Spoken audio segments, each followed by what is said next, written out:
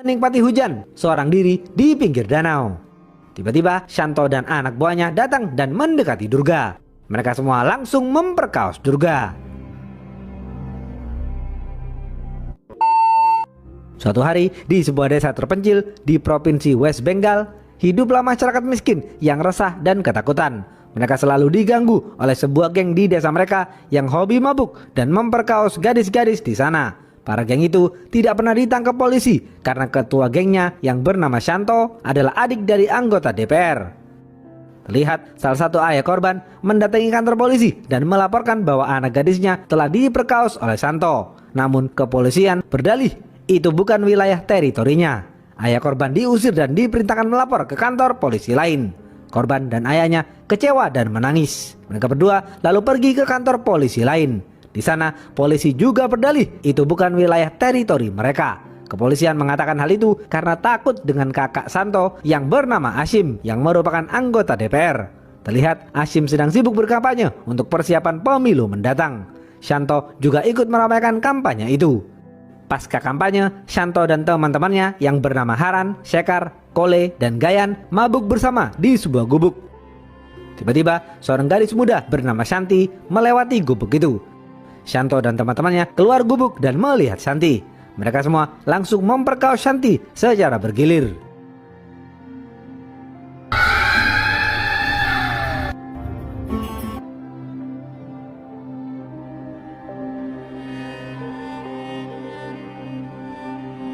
Ayah Shanti melaporkan hal ini kepada Pak RT. Mereka semua ramai-ramai mendatangi rumah Hashim. Mereka mendesak agar Hashim menghukum Shanto yang terus-menerus memperkaos gadis-gadis di sana. Namun Hashim justru mengatakan adikku hilaf dan tolong dimaafkan. Di depan Pak RT dan ayah Shanti, Shanto berpura-pura menjadi gila.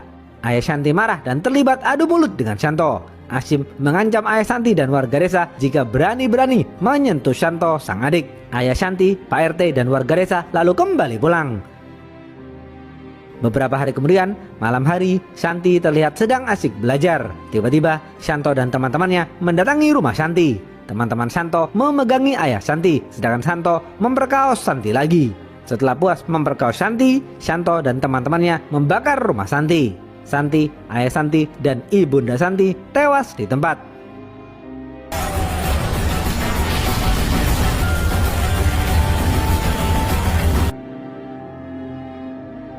Besok pagi, seorang gadis desa bernama Durga dan para pemuda desa berkumpul bersama untuk membicarakan masalah ini. Seorang aktivis dari kota bernama Barun mendengar keresahan warga desa. Barun mendatangi warga desa dan berencana tinggal di sana sementara waktu untuk membantu warga desa menyelesaikan masalah ini. Barun mengatakan kepada Durga dan para pemuda di sana, kita harus mempunyai strategi dalam menyelesaikan masalah ini. Kita tidak boleh membalas mereka dengan kejahatan, karena hal itu hanya akan menambah masalah baru. Kita harus terus melayangkan protes ke kantor polisi setempat. Pemuda desa tidak setuju dengan cara Barun yang terlalu lembut menghadapi para penjahat seperti Shanto. Barun dan warga desa lalu pergi ke 3 kantor polisi yang berbeda. Namun, lagi-lagi kepolisian mengatakan ini bukan wilayah teritori mereka. Mereka tidak bisa menangani kasus ini. Para pemuda desa mengatakan kepada Barun, percuma kita lapor polisi karena polisi hanya akan berpihak kepada penguasa seperti Hashim. Tiba-tiba Shanto datang ke kantor polisi. Di sana Shanto melihat Barun untuk pertama kalinya. Shanto marah kepada Barun karena Barun memprovokasi warga desa untuk melaporkan dirinya. Shanto mengancam Barun dan menampar Barun. Mereka semua terlibat adu mulut. Barun tetap sabar menghadapi ancaman Shanto. Mereka semua kembali pulang. Barun menulis banyak surat dan mengirimnya kepada institusi-institusi pemerintah untuk mendesak pemerintah agar mengirim polisi jujur di desa itu. A pen is always mightier than the sword. Dari hari ke hari, Durga selalu menemani aktivitas Barun. Durga mulai jatuh cinta pada kebaikan hati Barun. Malam hari, Barun mengadakan pesta sederhana dan mengundang warga desa. Barun ingin menghibur warga desa untuk menenangkan diri sejenak. Meskipun sederhana, acara berlangsung meriah. Mereka semua menikmati alunan lagu dan berjoget bersama.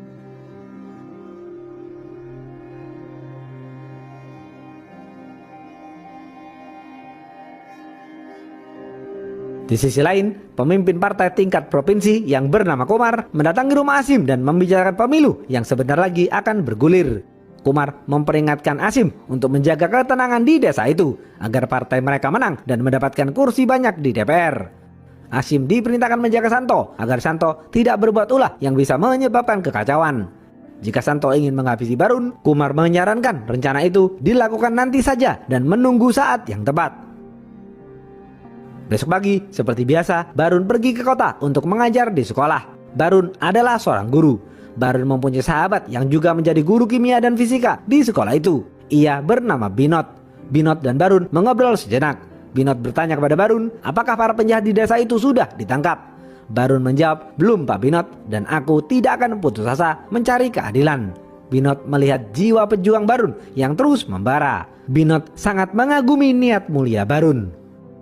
Malam hari, seperti biasa, Barun pulang naik kereta menuju stasiun terdekat di desanya. Setelah tiba di stasiun, Barun turun dan naik motor ke desa. Terlihat beberapa warga desa sudah menunggu Barun di depan kontrakan Barun. Mereka menunggu bantuan yang sudah dijanjikan Barun. Tak lama kemudian, Barun datang dengan membawa amplop gajinya. Barun membagikan uang itu sampai habis. Barun bagikan uang itu kepada seorang ibu yang harus membeli obat, seorang remaja yang harus membeli buku, dan lain-lain.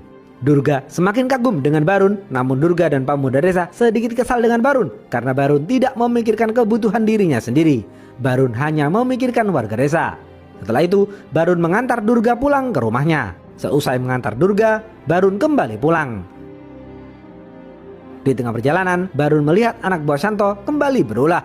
Terlihat mereka sedang bersiap-siap memperkaos seorang gadis desa. Melihat hal itu, Barun langsung menggagalkan upaya itu. Anak buah Santo lari ketakutan. Barun lalu mengantar sang gadis pulang ke rumahnya. Setelah mengantar sang gadis, Barun tidak kembali pulang. Barun berkeliling desa untuk memastikan keamanan warga desa. Tiap malam, Barun melakukan hal itu. Warga desa merasa tenang jika mendengar suara motor Barun. Pagi hari, Barun terus menulis surat untuk menggalang dukungan. Kali ini, Barun akan mengirimkan surat itu ke LSM-LSM yang ada di kota. Durga datang dan membawakan makanan untuk Barun. Ketika Barun makan makanan itu, Barun tahu bahwa Durga juga belum makan. Barun menyuapin Durga makanan itu. Mereka berdua makan bersama.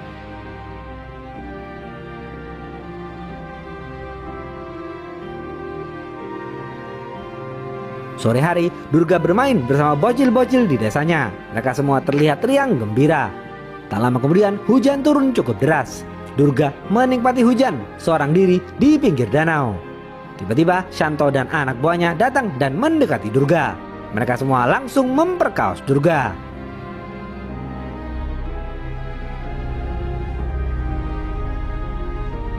Tak lama kemudian, Barun dan para pemuda desa datang menolong, namun semuanya sudah terlambat. Durga tergeletak penuh luka di pinggir danau. Mereka semua langsung membawa Durga ke puskesmas.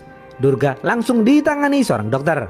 Setelah itu, Barun yang terbakar emosinya mendatangi rumah Asim untuk menemui Santo. Di sana, Barun marah besar dan memperingati Santo agar tidak lagi berbuat rusuh. Jika tidak, Barun akan datang lagi dan membawa seluruh warga desa ke rumah Asim. অনেক হয়েছে আর না। Barun dan pemuda desa menyebarkan selebaran dan mengajak semua warga desa berkumpul di tengah pasar. Esok hari, di tengah derasnya hujan, warga desa berkumpul di tengah pasar. Barun mengambil kursi dan berdiri di depan warga. Barun berorasi dan mengatakan, Santo dan teman-temannya sudah memperkaos 30 gadis lebih di desa itu.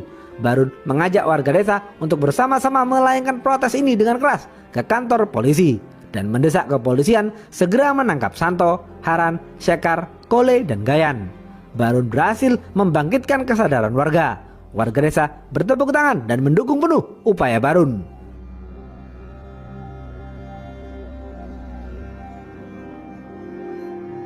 Setelah berorasi, Barun dan warga desa ramai-ramai mendatangi kantor polisi dan mendesak kepolisian untuk segera menangkap Santo. Mendengar keributan ini, kepolisian pusat mengirim tim untuk melakukan penyelidikan kasus ini.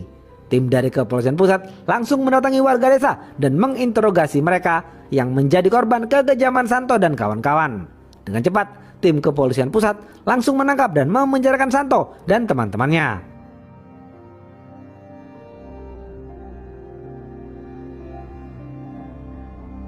Para warga desa menyambut gembira atas penangkapan itu. Asim mendatangi penjara dan berjanji akan membebaskan Santo sang adik. Asim dan Santo marah dan mulai merencanakan pembunuhan Barun. Asim membayar 2 preman bayaran untuk membunuh Barun. Malam hari, seperti biasa, Barun pulang naik kereta. Setibanya di stasiun, Barun turun dari kereta dan mengambil motornya. Di tengah berjalan kaki, tiba-tiba 2 orang preman bayaran mendekati Barun dan langsung menembak dada Barun hingga tewas.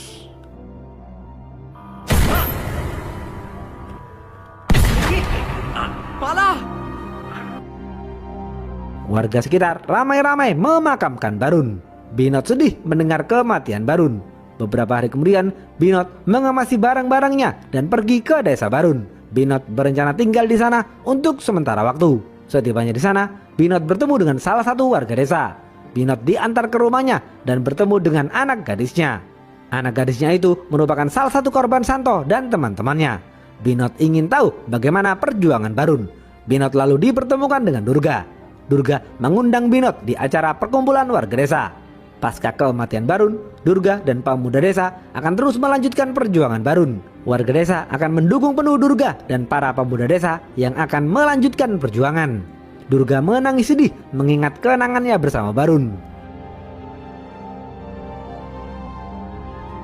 Durga dan warga desa ramai-ramai berdemo di depan kantor polisi untuk menuntut kepolisian mengusut kasus pembunuhan Barun.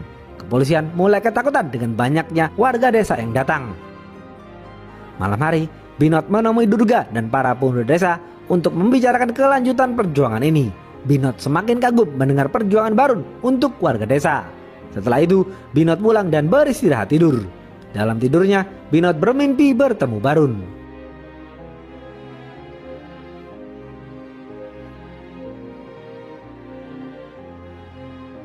Beberapa hari kemudian, berkat uang jaminan dari Asim, Santo dan teman-temannya dibebaskan dari penjara.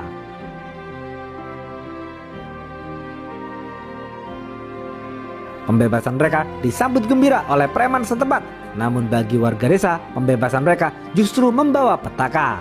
Durga mengatakan kepada Binot, "Inilah hukum di negara kita, Pak Binot. Tumpul ke atas dan tajam ke bawah. Hukum berpihak kepada mereka yang bayar, karena semuanya bisa dibeli dengan uang." Binot yang terbakar emosinya langsung pergi ke pasar. Binot berdiri di tengah-tengah pasar dan berorasi. Binot mengatakan kepada warga desa agar mereka tidak takut dan terus berjuang mencari keadilan. Tiba-tiba, Santo dan teman-temannya datang dan marah kepada Binot. Santo dan teman-temannya menghajar Binot yang sudah tua renta hingga terjatuh. Santo lalu buang air kecil ke tubuh Binot. Warga desa takut dan hanya terdiam. Tiba-tiba datanglah seorang pria selengean bernama Duta membantu Binot berdiri. Binot tidak tahu dan tidak kenal dengan Duta. Duta lalu mengajak Binot ke kantor polisi untuk melaporkan tragedi buang air kecil itu.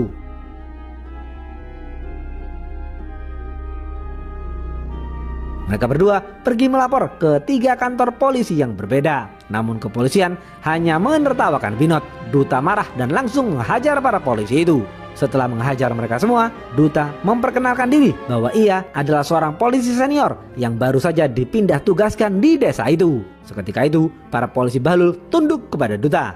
Duta mengatakan mulai saat ini ia akan menjadi pimpinan di 3 wilayah di desa itu. Kemudian Duta pergi ke desa-desa dan menemui warga. Duta menerima banyak laporan pemerkosaan yang dilakukan Santo dan teman-temannya. Durga dan Binot mendatangi Duta dan mendesak Duta agar kepolisian mengusut kasus pembunuhan Barun. Duta mengatakan, "Mbak Durga, aku tidak bisa berbuat seenaknya di sini karena aku hanyalah seorang polisi yang harus patuh kepada perintah atasan. Yang jelas, aku akan membantu warga desa menyampaikan keluhannya kepada atasanku." Durga dan Binot kecewa dan kembali pulang. Binot pergi ke kota dan mendatangi beberapa kantor media. Binot meminta bantuan media agar memberitakan perjuangan Barun, namun media menolak karena Barun hanyalah orang biasa. Jika Barun orang terkenal, media baru mau memberitakan tentang perjuangannya, karena hal itu akan menaikkan rating channel mereka dan menghasilkan keuntungan. Leader, কোনো celebrity, উনি যদি আপনাদের এই ইস্যুটা Binot kecewa dan kembali pulang. Malam hari, Duta mendatangi Asim dan Santo di rumah Asim. Duta minum bersama Asim dan Santo. Duta menggertak Santo dan bertanya kepada Santo, "Santo, mengapa kau membunuh Barun?" Asim dan Santo tidak menjawab dan berpura-pura tidak tahu akan hal itu. Duta hanya tersenyum karena Duta sudah tahu bahwa Shanto lah pelakunya.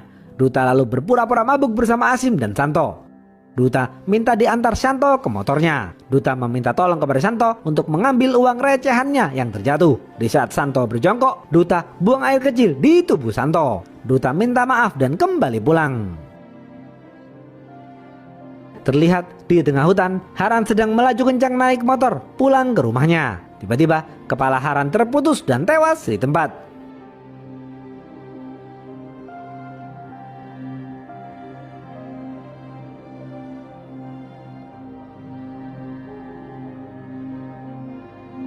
Besok pagi, kepolisian langsung menelusuri TKP. Duta belum bisa mengetahui bagaimana cara pelaku membunuh Haran. Shanto menangis histeris melihat kondisi mayat Haran tanpa kepala. Asim mendesak kepolisian untuk mencari siapa pelakunya. Duta justru terlihat santai menghadapi desakan Asim. Duta memakaikan headset Haran yang terputus ke telinga Shanto. Setelah menelusuri TKP, Duta menemui Durga, Binod, dan para pemuda desa untuk dimintai keterangan. Namun Duta tidak mendapatkan apapun. Beberapa hari kemudian, Asim dan Shanto pergi ke kota untuk menyelenggarakan kampanye. Asim dan Shanto mendatangi kepala sekolah untuk meminta izin berkampanye di depan sekolah. Sebagai guru di sekolah itu, Binod menolak keras kampanye itu, namun kepala sekolah tetap mengizinkan. Besok pagi, Asim berkampanye di depan sekolah. Binod mencoba menggagalkan kampanye itu dengan mematikan saklar listrik. Melihat hal itu, Shanto marah kepada Binod dan menyalakan kembali saklar listrik. Tak lama kemudian, Duta datang dan membubarkan kampanye itu. Jika Asim tidak membubarkan diri, Duta mengancam akan mengusut kasus pembunuhan Barun yang akan membuat pamor Asim turun menjelang kampanye. Asim pun takut dan menurut saja. Asim dan Shanto lalu kembali pulang. Binod mengucapkan terima kasih kepada Duta. Malam hari, Asim dan Shanto mengadakan acara pesta. Mereka semua mabuk bersama hingga dini hari. Duta juga turut hadir di acara itu. Setelah acara selesai, terlihat ada sosok pria misterius memakai jaket dan kacamata hitam keluar dari acara itu. Mereka semua kembali pulang. Asim dan Shanto masuk ke dalam mobil yang sama, sedangkan Sekar dan Kole berada di mobil lain. Tiba-tiba, mobil yang ditumpangi Sekar dan Kole meledak. Sekar dan Kole tewas di tempat.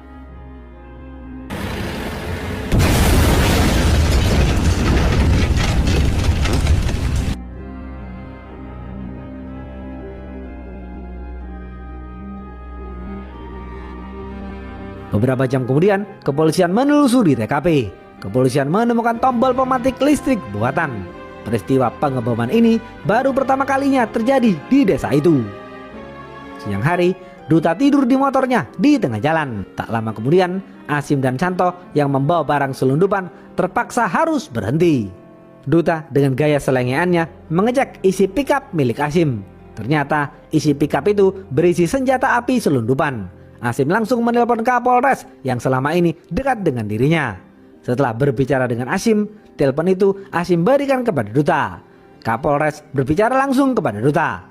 Kapolres mengatakan Duta tidak boleh ikut campur mengenai senjata selundupan itu. Duta lalu menutup teleponnya. Duta tidak peduli dengan Kapolres dan tetap menyita senjata-senjata selundupan itu. Malam hari, terlihat seorang wanita berambut panjang berjalan seorang diri ke tengah hutan. Gayan penasaran dan membuntuti wanita itu. Gayan berencana memperkaos wanita itu. Ketika Gayan semakin mendekat, wanita itu bersembunyi di balik pohon. Gayan kehilangan jejak sang wanita. Tiba-tiba dari belakang, wanita itu menusuk pisau ke lontong Gayan hingga tewas.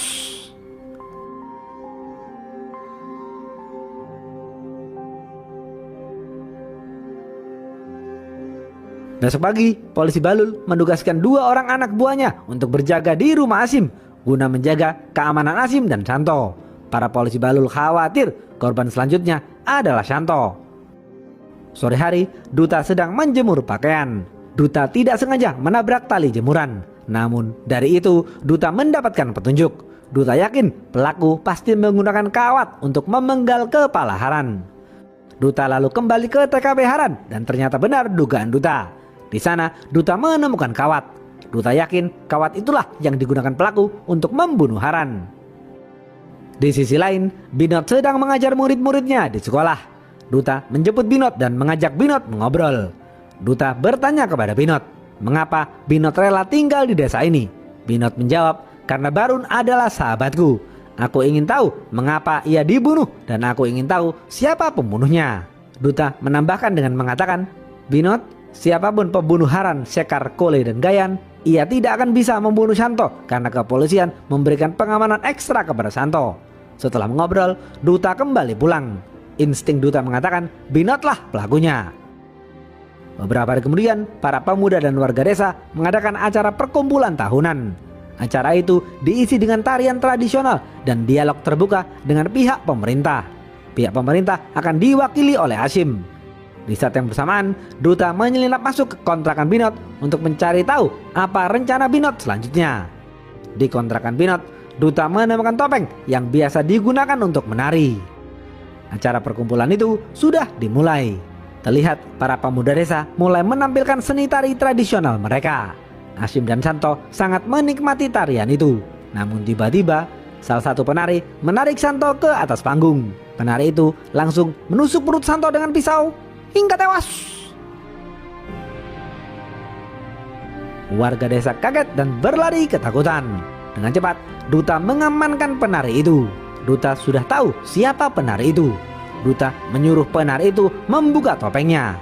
Ternyata dia adalah Binot. Jeder. Malam itu, Binot memasang kawat di tengah hutan untuk membunuh Haran. Binot juga menyamar menggunakan jaket dan kacamata hitam untuk meletakkan bom di mobil Sekar dan Kole. Binot jugalah yang menjebak Gayan berjalan ke tengah hutan dan membunuhnya.